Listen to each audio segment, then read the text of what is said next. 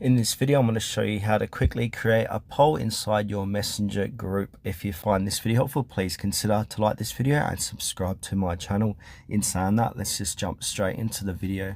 All right, so what I'm going to do is open up Messenger and head to that group where I would like to create a poll in.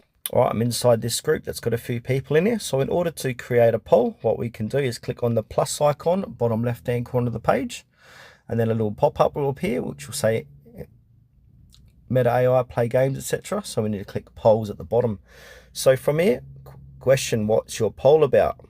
So go ahead and click into that and say, for example, what's your favorite color? And then we can give some options. So option 1 will be blue, option 2 red, option 3 green, etc.